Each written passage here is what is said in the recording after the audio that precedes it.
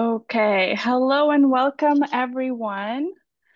It's my pleasure to welcome you to this morning's, evening, to today's, depending where you are, webinar on how to ask and get exactly what you want. It's so nice to see some familiar names in the list, but also welcome to those of you joining us for the very first time. Before we begin, let me just take a second to mention a few housekeeping notes. Participants are in listen-only mode and the chat function is closed. But don't be discouraged because we do welcome and ask you to share all your comments and questions and thoughts through the Q&A feature at the bottom of your screen. We'll have a moment towards the end of the webinar to answer some of them live, and we want to hear from you and your experience or any thoughts you have. Please do submit those. Translation is also available through closed captioning. So if you click the Show Captions button in the Controls toolbar and select your preferred language, you'll be able to use that. And be sure to look out for just a follow-up communications after the webinar is done. All the materials shared, but also the recording will be made available. So we'll be sure to share that. And this webinar is part of the Myriad USA series on sharing best practices in fundraising, which is designed to help nonprofit professionals worldwide enhance their fundraising practices and also learn from each other. For those of you who are not familiar with Myriad USA, we used to be called the King Bud One Foundation United States, and we changed our name to Myriad USA earlier this year. We facilitate giving across borders. Myriad USA provides US donors with a simple and efficient platform to support nonprofit initiatives overseas, anywhere across the globe. We also partner with foreign nonprofits and offer them cost-effective solutions to receive tax-deductible gifts from donors in the United States through a service called American Friends Funds. Note that Myriad USA is a member of Myriad, the Alliance for Borderless Giving. We have sister organizations based in Canada, Europe, Australia, New Zealand, and Hong Kong. So if you have donors in any of these countries and regions, we can help you there as well. And if you wish to learn more on any of this, please don't hesitate to contact us at info@myriadusa.org. So you'll see that in the chat as well. We'll be happy to help. And so now I am super excited to transition to today's keynote presentation and introduce to you the Ask Expert, Laura Fredericks, JD. She trains and coaches individuals, businesses, and nonprofits on how to ask. We'll learn more about that today. She has raised more than $1 billion for her clients and comes from successful careers in industries known for making the toughest and biggest asks, law and philanthropy. And Laura's most recent book, Hard Asks Made Easy: How to Get Exactly What You Want, is Amazon's #1 for business mentoring and coaching, #5 personal transformation, and #17 of all self-help books. And Laura's book was named one of the top 15 business books for 2023. There's a lot more to say about Laura, but I'm going to hand it over to her to continue and tell us more about the topic. And I'll be back towards the end to facilitate the Q&A. But Laura, please take the stage. Thank you very much, and all my good friends who put this together. I'll say good morning, good afternoon, good evening, wherever you are. Thank you for your time. I am grateful that you're investing in you to do this. This is a very, very important, and I know a very, very difficult and sometimes stressful topic of how to ask. And what we're going to cover today in our time is just think of it. It's not just money, although we do need to raise money for you. You come from amazing organizations. I've seen some of your backgrounds. I've asked who is here today so I could tailor my presentation. But think about it, if you want to ask someone to join your board, join your committee, to volunteer, to just sit down and learn more about you, all those asks are simplified to doing it one way. I've been doing this a very, very long time, and my job, like the title of the book, is just to make it easy. Because I think when I make it easy with a lot of structure, people relax. Okay. I've been doing lately a lot of board trainings. I just did one last Friday, and it was quite a large board, a powerful board. It was an independent school in Philadelphia, and they asked really good questions. But what's satisfying to me is that they take the information and then they use it. So my big ask of you today is whatever you learn, take it, practice. It takes time, okay? And then share it with your teams. So I have a Laura Light presentation for you. So let's dive in, and remember to save up your questions. We have some time for it. And that is probably one of the best pieces of the entire presentation, is sharing it with you. Okay, let's do it this way. All right. Okay. There we go. That's what we want. Okay. There's the title. So what we want to do is, and I do this whenever I speak or share my information, what you always want to think about is, how do we frame the conversation? So how am I framing my time with you?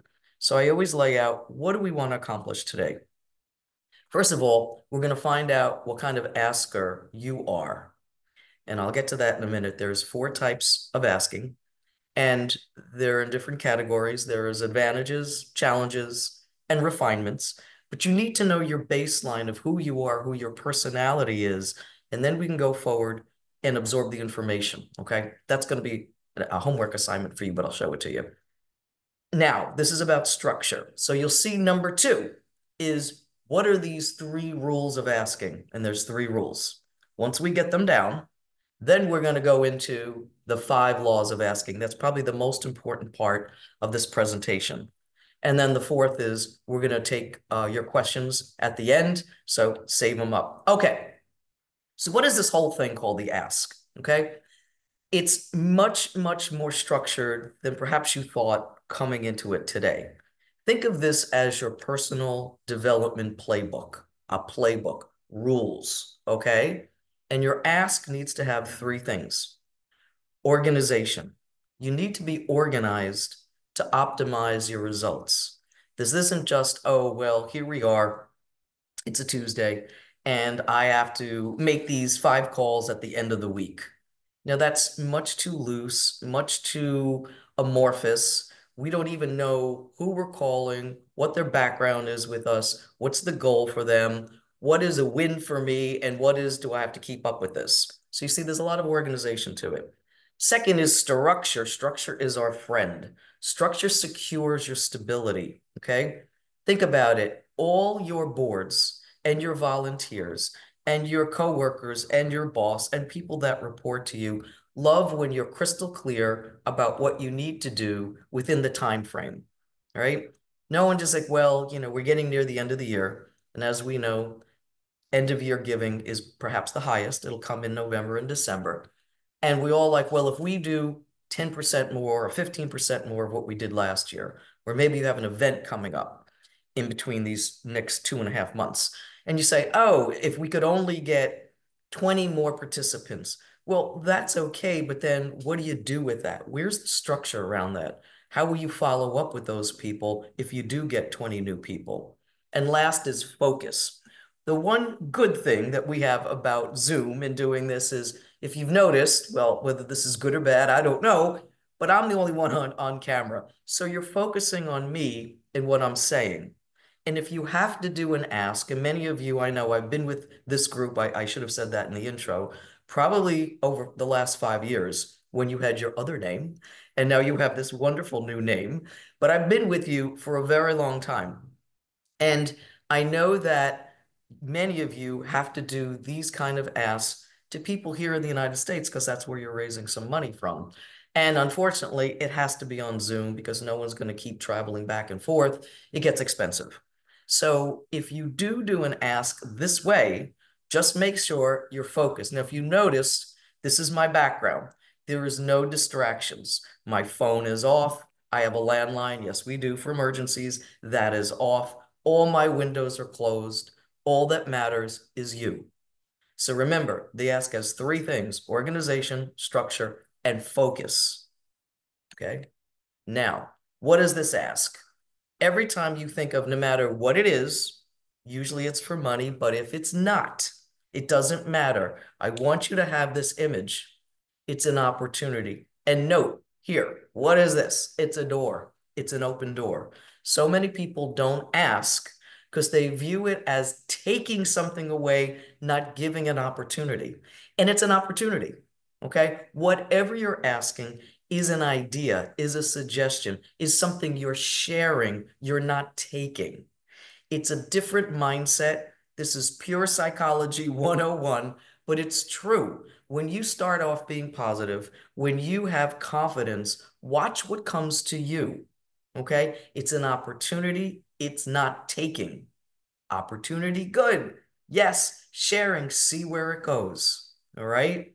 Energy really helps. I'm not telling you to be someone that you're not, but if you're really, really enthusiastic, and I know you are, you work for some incredible organizations, and I've seen you live, and I know how excited you are about this, share it.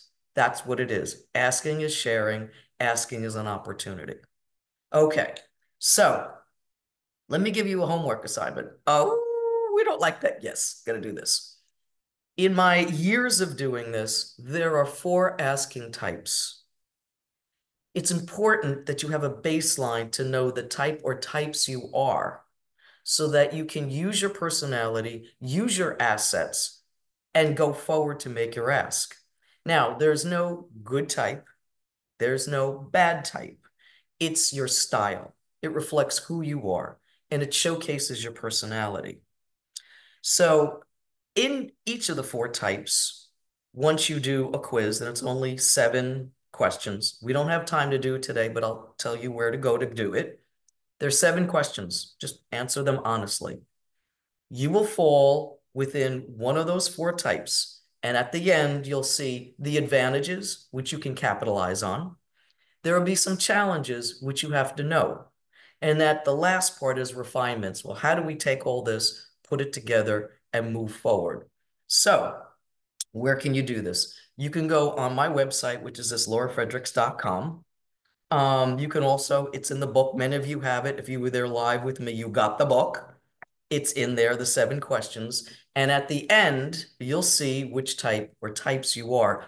Chances are that you're definitely one type, but you'll also be secondary another type.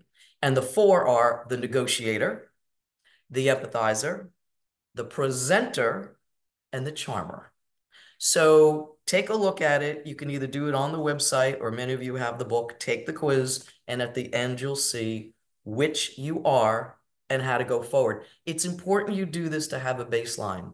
It really, really is because it probably is not going to be surprising to you, but it is going to bring out who you really, really are. And that's all part of asking. You have to use you. You have to use your personality.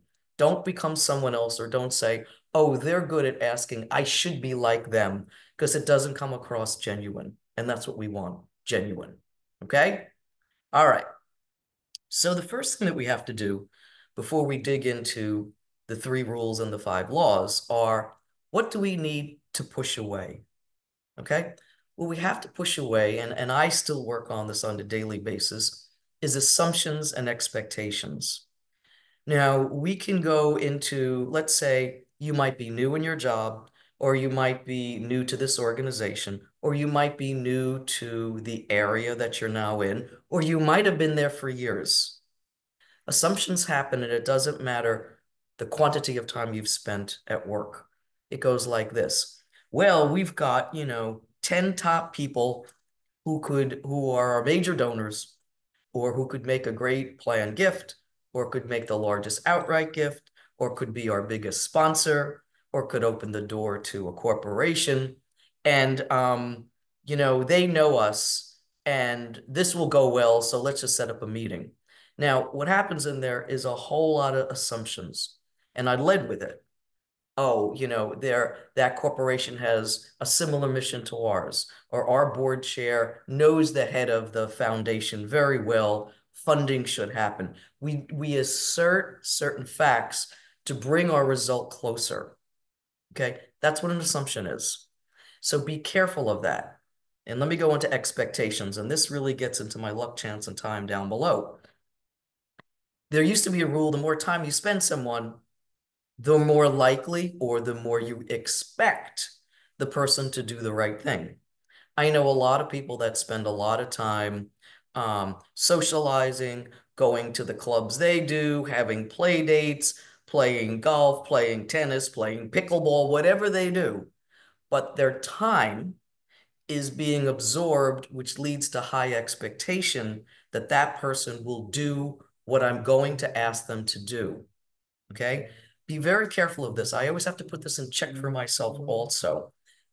Catch yourself if you're doing assumptions and expectations, because what these two things do often is they prevent you from doing a little bit more homework on the person to really find the whole picture, not just the parts you like. And it also prevents you from asking because you assume they're going to do it, or you expect them because that's where this path is leading. Okay? Try to push away expectations and assumptions. Takes practice, but catch yourself when you're talking, when you're doing in an email, when you're having a group meeting, or a lot of people do prospect research and you talk about your top people and the moves you'd like to do with them. Watch to see if you're not, or what do we call filling in the blank with assumptions and expectations. Okay, so let's get to the three rules of asking. And there are three. Very simple, but very important. Be prepared, be personable, be present. Okay, be prepared. We talked about that a little bit ago about being prepared, pushing away the assumptions and expectations. You really have to treat each meeting as if it is your first, whether it's a phone call, a text message, a Zoom, live. Being prepared means you go back and you take a look at everything you wrote down on the person, all the conversations you have, and you really refresh your memory about what the person said, because you want to pick up where you last left off. So if they said, oh, and this is common and an easy example, but a good one. If now we're in October, let's say they took a vacation in September and you're going to meet with them or talk with them or whatever with them at the end of the week. What is the first thing you'd say?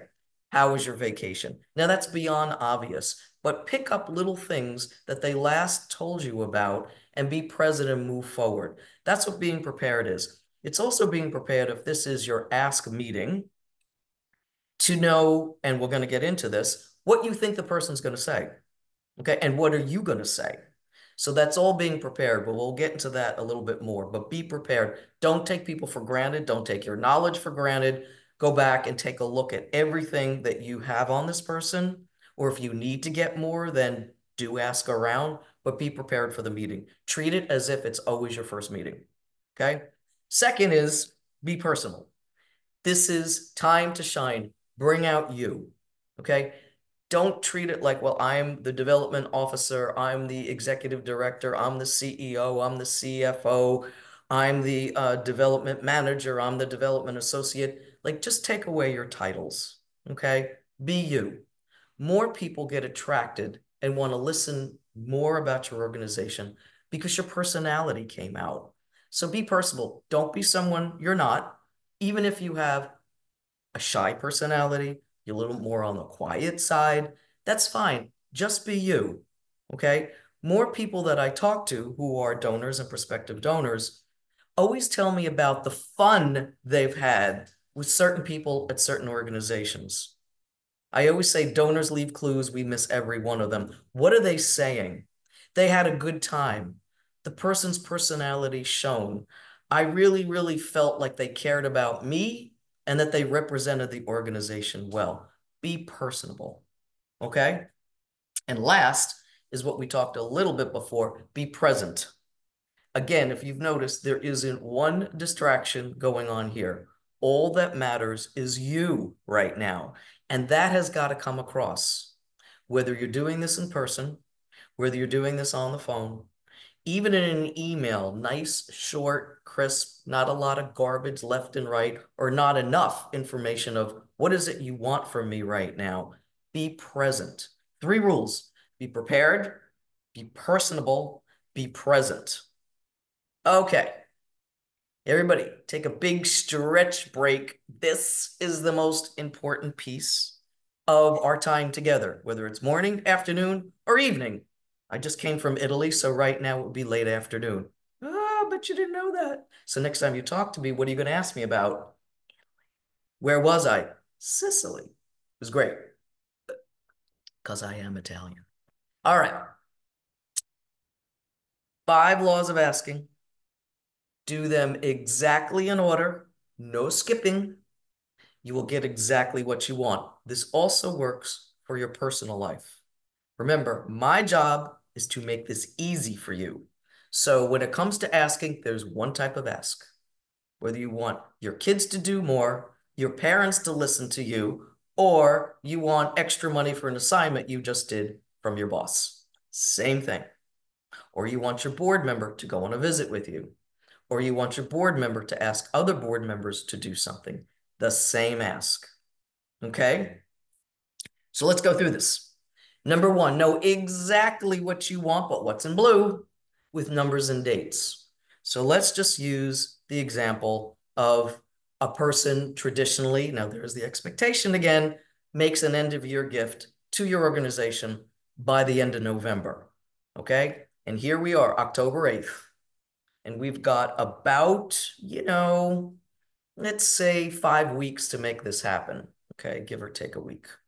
So, what do we want? We want this person to make a gift of, I'm just going to make it up, $10,000, 10,000 euros, whatever it is. Add, subtract the zeros. It could be 100,000. It could be 100. It could be 1 million. The number doesn't matter. By the way, what I'm teaching you now doesn't matter the amount. The structure matters. It does. I do not change anything based on the amount. Okay. So I'm just going to use 10,000 because that seems to be a middle ground for where I think you are at. Could be a million, could be 100,000, could be 100. What do you want? You want this person to make this gift by or before November 30th, 2024. And that's a lot different than the mindset of, I'm going to talk about this person to renew their gift. I'm going to talk to this person to increase what they did last year. Do you see how that's very different than saying we want this person to make a $10,000 gift, which is an increase, on or before November 30th, 2024? Okay, exactly what you want, numbers and dates. Done. Number 2, look at the magic pen. Write. Write, not think, write. 15 things you think that person is going to say to you. Okay.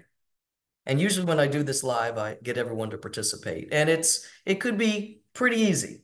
It could be, okay, I just gave to other organizations. I want to do what I did last year. Who else is giving this? Is your board doing this? Um, where did you come up with the 10,000? I only gave 5 last year. See what I mean? That's like 6 right there. How about yes, no, maybe? I just gave you 9. Write them down and keep the list. Okay? Because this is going to help you for future asks. Even if it's, I want you to be on our board. All right? And we want you to join our board on January 1st, 2025. Could be the same ask. What would that person say? I'm on other boards. What's the responsibility? What's your give get? Excuse me. Who else is on your board? Does my skill set really fit? Is there room to expand the board? You see what I mean? You write it down. That's part 1 to 2. The second is, what will you say to each? That is as important as the first 15. Because once you have that, you're going to go right into number 3, which is the law that skipped the most. Deliver with confidence. It's time to shine. More people get exactly what they want because they ask with confidence. Okay? Now, you may notice, you may not, I'm standing up. I stand up because my voice is good, my energy is high, and I'm focused on you, and everything is aligned. Okay? It's a lot different than if I were sitting down, looking down, the energy goes like this, and you've lost the person. I'm not delivering with confidence. So, my suggestion for you, whether you do it on Zoom, whether you do it on the phone, whether you do it wherever, stand up. Your voice is better. You're going to deliver with a lot more confidence. And remember, more asks get a yes because the ask was done with confidence. Don't skip that one. Okay. Number 4, my personal favorite, clarify what you think you heard. Remember, no assumptions. A very common response, and one that you want, don't take it this as negative, is, oh, gee, I have to think about it. Now, many times, and I've seen this, myself included, when you hear that, you start to tank. You didn't hear yes. You think it's going to take forever. You think the person's being nice because they could really have said no, and this is a form of no, but it's not. If they didn't want to do it, they would tell you. I have to think about it. Your only job is get to the it. Many, many times we hear that and say, oh, thank you very much. I'll get back to you. You leave, the person leaves, even if it's on Zoom or on your phone. How are you following up when you don't know what that person's really thinking about? And it could be any one of the 15 in number 2. It could be time, it could be amount, it could be I have to talk to other people. It could be I never made a gift this size. It could be, well, I really didn't want to do anything until next year. Unless you know what's up here, you can't close this ask. Whatever it is, money or not money, you can't do it. So what you do going forward is when you hear, I have to think about it, this is what you do. It takes practice. Use your own words, but this is what I do. First of all, thank them. Use their name. And I say, to the extent you feel comfortable, can you share with me what you're thinking about? And this is the most important piece. I'm here to help you. Okay? Many times when people get asked, they feel like they've been thrown against a wall, a spotlight comes on them, they have to say something, they may not be too sure what they're supposed to be deciding, and out comes, I have to think about it. Your job going forward now is get to the it. To the extent you feel comfortable, can you share? You're bringing them back in. Share what you're thinking about. I'm here to help you. And I'm telling you, I've never had someone say, well, that's a private matter, and I am not going to share it with you. They tell you, and now you can work it out. And usually it's the smallest thing. It's not like this is an egregious amount. No one's ever asked me for this. This is crazy. Okay. Usually it's something small, such as I have 3 groups to give to, I'm not sure the amount, but you work it out together and now you know. Okay. That's number 4. Number 5, plan your next move right here while the ask is going on. Don't say to them, oh, that's once you know what it is, and maybe they have to consult with their family. Lots of people consulting with their children. Say, oh, fantastic. Let's say they want to consult with their family. Great. Today is Tuesday. Okay. Can I call you Friday at 10 a.m.? Start the calendar going, because if you leave, whether it's here or even on the phone or whatever, it's going to take you 2.5 weeks to reach that person again. And by that time, you kind of have to start your ask all over again. So here you go. There are the 5 laws. Do them in order, and you'll get exactly what you want, personally or professionally. All right. Woo, we made it. All right. At the moment of the ask, remember, we were asking this person for $10,000 on or before November 30th, 2024. Every ask is my magic formula, 2 sentences and a question at the moment of the ask. And it would go like this. You give the person's name, thank you so much for your time. So glad you had a great vacation in September. It sounds terrific. Sentence number 1. Sentence number 2 is where the ask gets laid out. We would love for you to consider a gift of $10,000 to be made on or before November 30th, 2024. That's sentence number 2. Nice and clear. How do you feel about it? Question. What questions can I answer for you? Question. Nice and simple. You end on a question because you want them to talk. Okay? That gets into what you'll see, the formula of you talk 25, they talk 75. Okay? 2 sentences and a question at the moment of the ask. This prevents you from over asking the ask. It gives the person a crystal clear idea of what it is they need to decide, because it's right there in sentence number 2. We would like you to consider a gift of $10,000 to be made on or before November 30th, 2024. Couldn't get any simpler than that. And then, how do you feel? Does it sound good to you? Okay, 2 sentences and a question. Good to go. All right, this is what I meant in listening with presence. We talked about that in rule number 1, right? Be present. That's what this is all about. You keep asking questions so that you talk 25, they talk 75. You want to learn. They can learn all about you on your website, in your annual report, in your community reports, in your meetings, they can get that information at any time. You're there to extract information, because the more you know, the more you can tailor and refine your ask. I'm not saying intrusive questions. I'm just saying, oh, explain to me more. That sounds really good. That was wonderful. You share with me, extremely helpful, nice and easy. Okay. All right. We have 5 more minutes, so I'm going to give you Laura's 10x rules for any ask. Are you ready? Here we go. There is only one ask you need to do for anything you want, and I just gave you the rules, the 5 laws, and the formula how to ask. Anything you want going forward, use it. Okay? There's no barriers for making every ask your best ask. Remember, they speak 75, you speak 25 by asking good questions, and watch what comes to you. Rule number 1, be prepared. Dare to prepare. And again, watch what comes to you. Really, really take that preparation time. I know it can feel exhaustive. And I know in your head, you're like, oh, I've got this one, but prepare. Remember what I said, add, subtract the zeros, one ask, whether I'm doing $1 million gift, $100,000, 10,000, or 100, I do the same. And let me tell you, and I'm sure you've had the same experience, sometimes it's 10 times harder to get the $100 than it is the $100,000.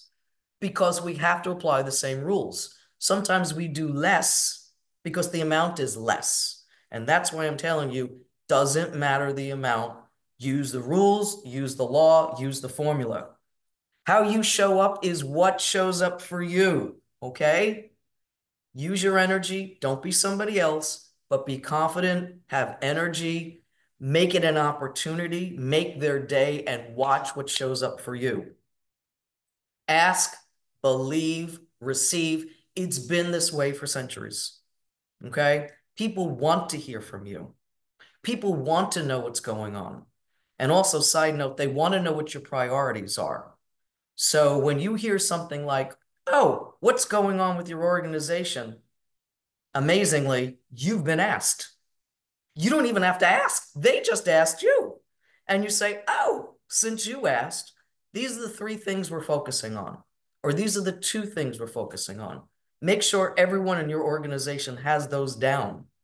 Okay? Because when everyone's saying the same thing, when everyone's communicating the same priorities, fundraising goes up because you look like you have your act together and everybody's on that train going forward. One of my personal favorites, your tone is as important as your words. Sometimes we focus so heavily on what is the right word and the right sentence and the right adjective and the right connotation that will explain the magnitude of what we're about to achieve. Good. But let me tell you something. How you deliver it is probably twice as important as the words you use. So, as I said before, record your voice. We all have one of these, and you all have a way to record it. See if you like it. Is it too high? Is it too low? Is it not enough energy? Is it too much energy? Your tone is as important as your words.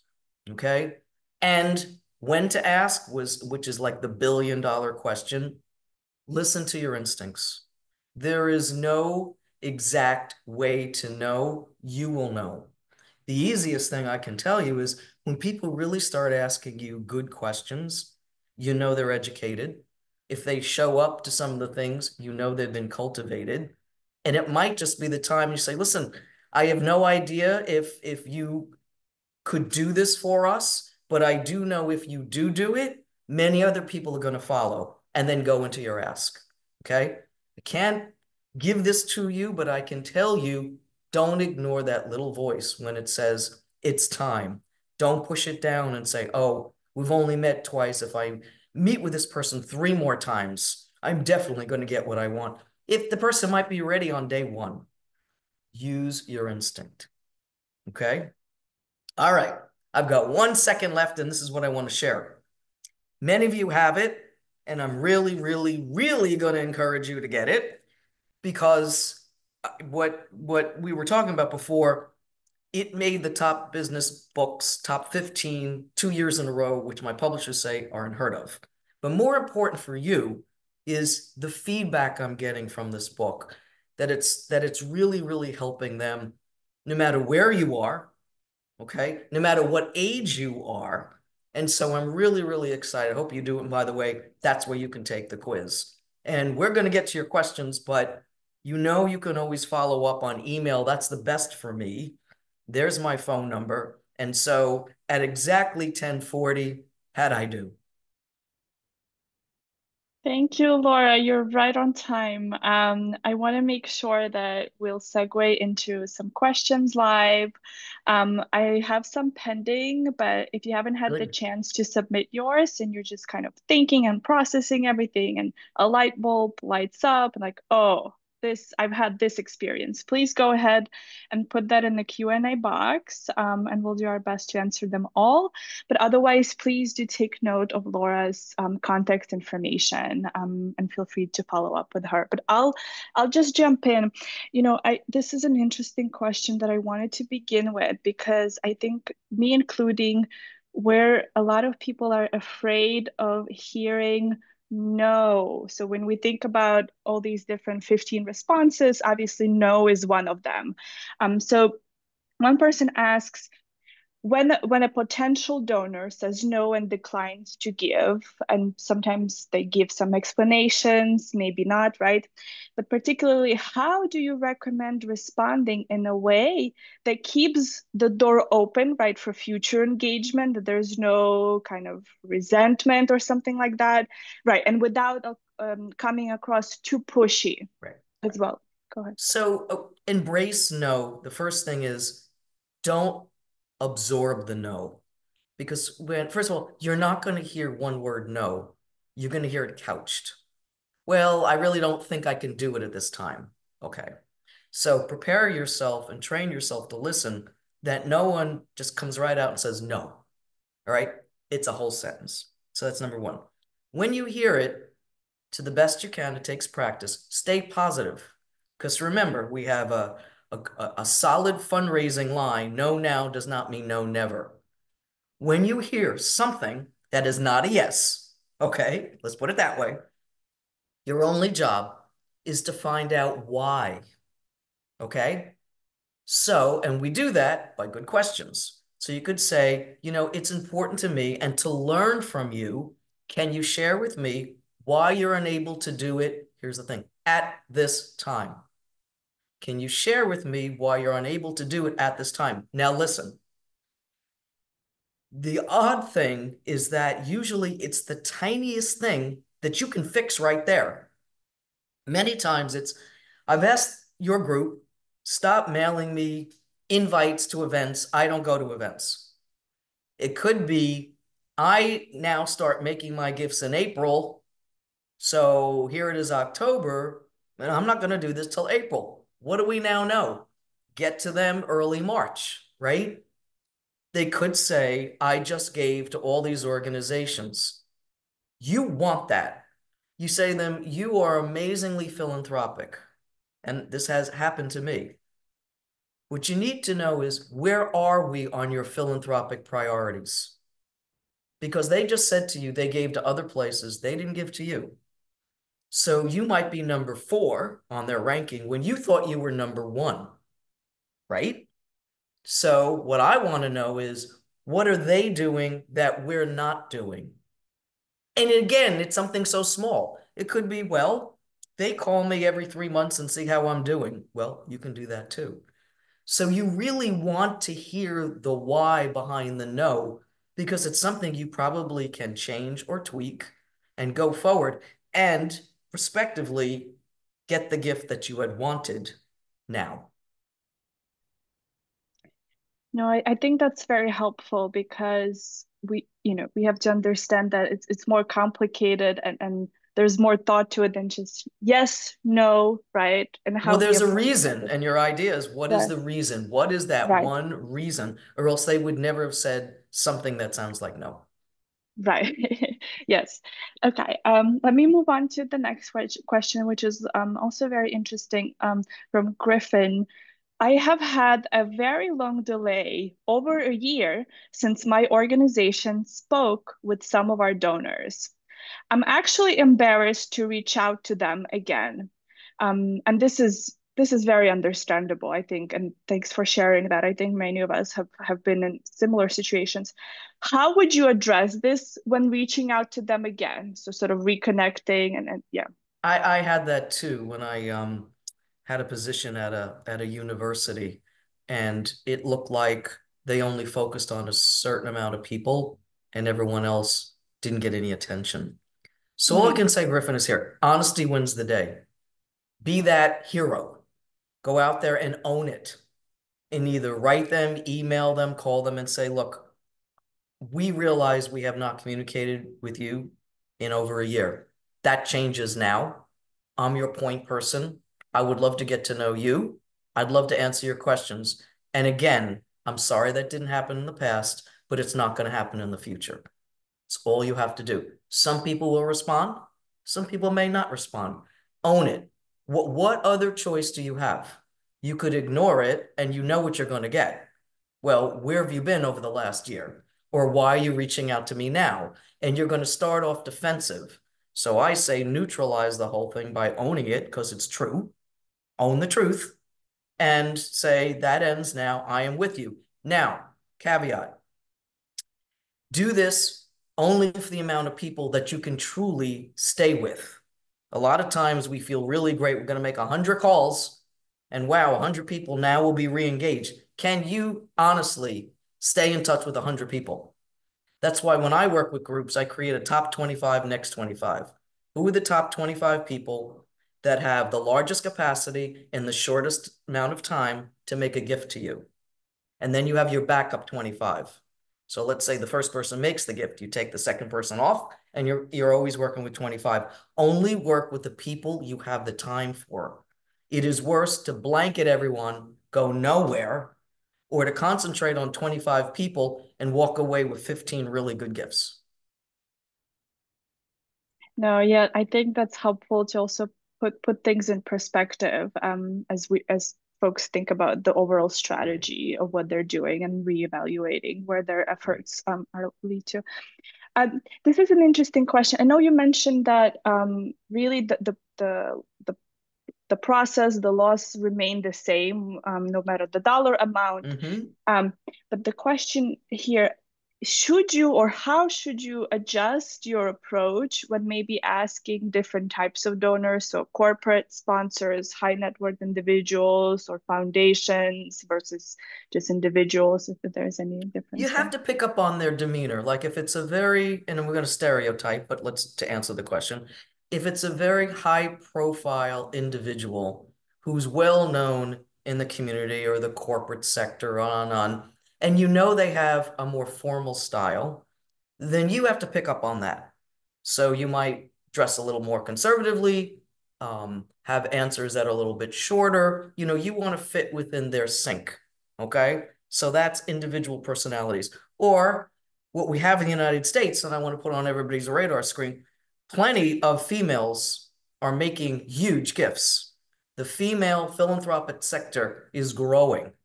Okay, and keep your eyes on that. But it could be someone who you would never think in a million years has the assets to do this, and they're kind of soft and warm and comfortable. You get in sync with that too. You don't want to be stiff and proper, and you want to be relaxed with them. So those are the individuals. Corporate sponsors, remember, it's an individual making that decision.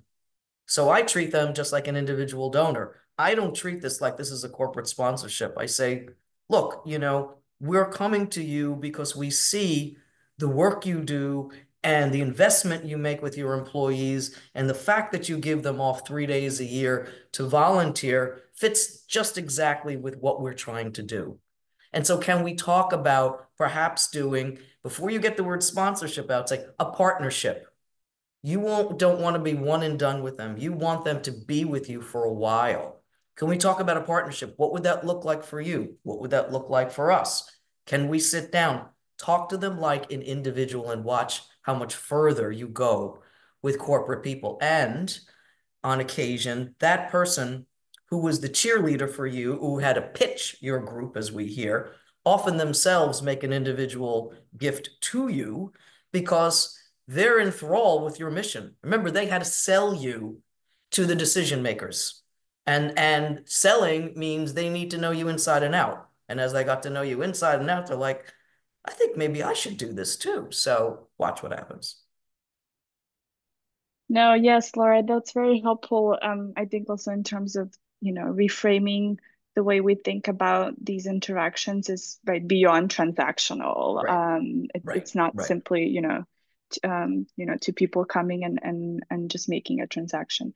Um, Okay, I want to make sure, I think we have time for two, three questions. Um, this is the last call. Please do submit any thoughts you have, but I'll go ahead with the one pending I have in front of me. Is it very interesting asking, I get a participant Enoch. My apologies if I'm mispronouncing your name, but it's a good question. I was recently in New York, and someone who has known our work for the past years asked me the same question. What is going on with your I knew it. organization? I knew it. I'm Last clairvoyant. I knew it. last year, after our meeting, he mentioned he was going to make a gift, but then went silent. What would your advice be in this scenario? Okay, so if I got the facts right, it was last year. the individual said they were going to make a gift and then it's a year has gone by. Did I get those facts right? Yes. Okay. All right. So it's a matter of time. It Okay. could be six Right. months, a year, whatever. Right. Okay. So what I would do is just say, circling back, when we had this great conversation, October 2023, you mentioned that you'd like to do something with us. Can we pick up from here? Now, what did I just do? Two sentences and a question. Very sneaky. Mhm. I've got it in there, but keep it simple. What we have a tendency to do is, oh, when we had this great time together in New York and we both went to Central Park and then we went to Maria and we had, I mean, like you're just trailing all of this. Just get to it. Last year when we met in New York, we had the greatest time and you mentioned you'd like to do something with us. Can we pick up from there? What's best to communicate with you? Email, voicemail, Zoom? How does that sound to you? So remember, in your mind, a year went by. In their mind, they don't calculate months and years. To them, it could have been last week. I, and I'm not making this up. I've heard this from people like, oh, yeah, we got together. And when you mentioned it was a year ago, like, it was that long ago? So just pick up and go from there. They said it. It's not like you're putting something on them. You're just bringing it back. No, I think that's helpful, and I also invite everyone to kind of, if you have any follow-up responses to Laura, please, it's good to have a dialogue and see if that's helpful. But I want to get to this interesting question because it was also on my mind because when we were talking about this, we're addressing one person who's asking in a way, or assuming that it's just, for example, me, Mhm. Marina, the asker, and Letitia's asking. I'm the director of development at a university. So Yay. when I ask the question to a large donor, should it be in a meeting with the Okay. rector of the university or other authority, or should I simply be with the person, meet the person alone, for example, because they already know me? And just generally to tie that in, because I had a similar thought, when it is the case that you're bringing in a colleague, if it Mhm. applies, and the two of us are now going to make the ask. I mean, in many ways it's similar preparation going on. But if there's any other thoughts you have Right. kind of doing it together. So this gets to the question, who makes the ask? Okay. So what I liked about the development director at the university is she used or he used the word knows. The person doing the asking to the person being asked, they have to know, like, and trust you.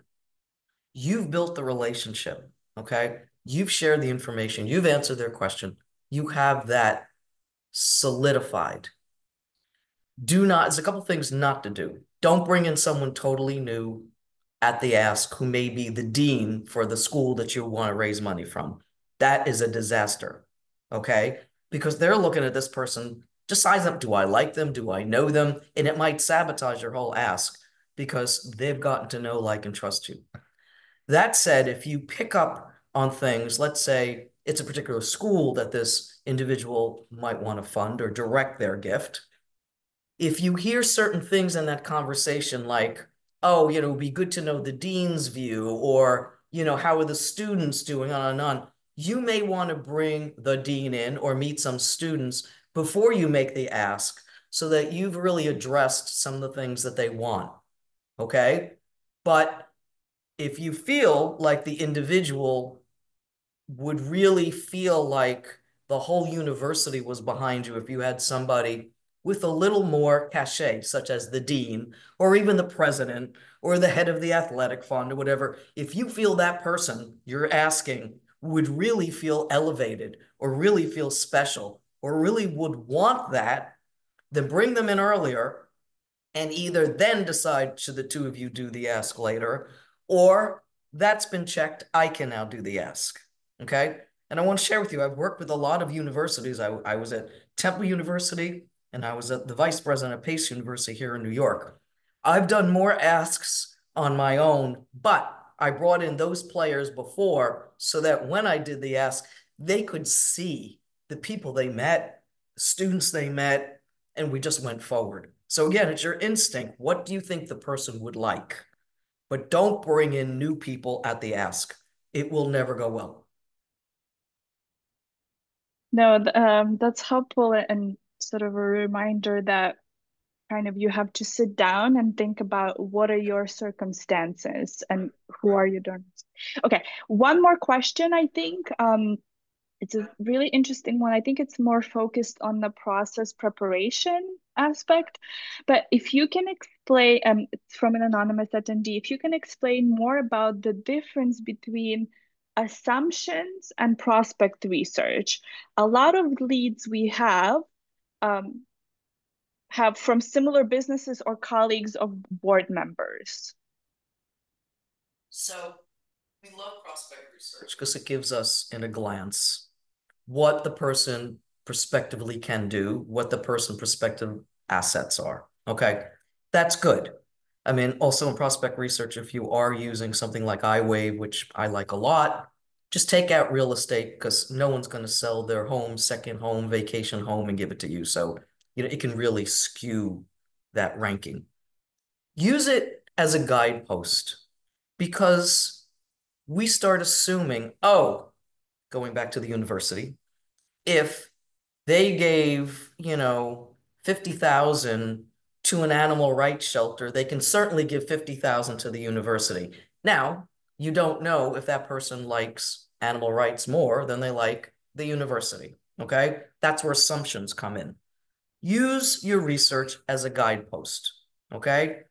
And like when you meet them, make sure those facts in here aren't circling in your head because they can actually see you. And they're just like, well, where'd you get that information from? And you have to be very careful. I know prospect research is out there. Everybody knows it. But in my experience, donors don't like when they think all you've done is this like rap sheet on them to know what they're doing.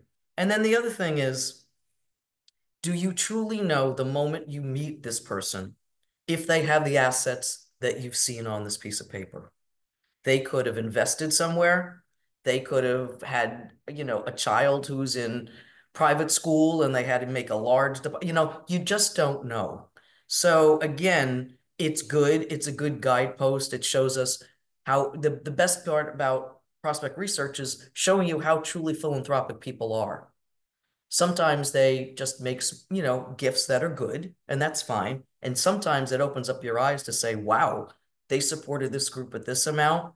They have a philanthropic heart and they have the capacity to do something. Let's see if that translates to doing it with us.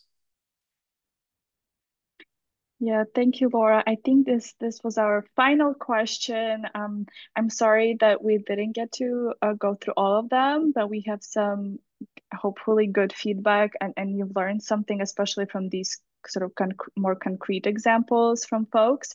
And don't hesitate to reach out to Laura or to us. Then you see her contact information on the screen, but also in the chat. I want to thank everyone for joining us today. Laura, thank you for taking the time. Thank you. I hope this was good for you too, and you had some, new thoughts as you're listening to people's situations. Mm, Um, we value your feedback and also kindly request that you take a moment to fill out our post-webinar survey.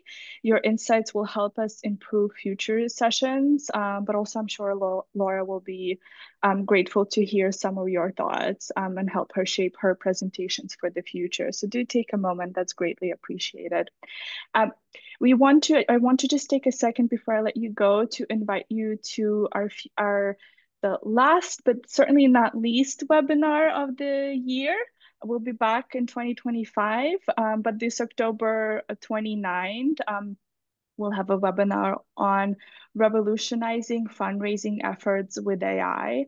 It's a very hot topic these days, so I welcome you to join us. We have a very good lineup and we'll address various aspects of using AI in fundraising to the extent that we have, from prospect research to communication. So please do join us and you'll see a link in the chat below. And if you have any remaining questions and also specifically would like to learn about Myriad USA and our services, please reach out to info@myriadusa.org. That's all on my part. Again, thank you so much, Laura. If you want to Thank you say too. just a few words, yeah, thank you. Sure. Um, I want to thank everyone for investing in yeah, you. I want to thank the whole Mirrored team. You've all been great. It's been my pleasure to be back with you again. Two things. If you do get yeah, this, my big ask is like just write a short review on Amazon. It really helps me. And the other is I've given you a lot of information. Share it. I travel a lot. Laura has a passport. If you need my help, let me know.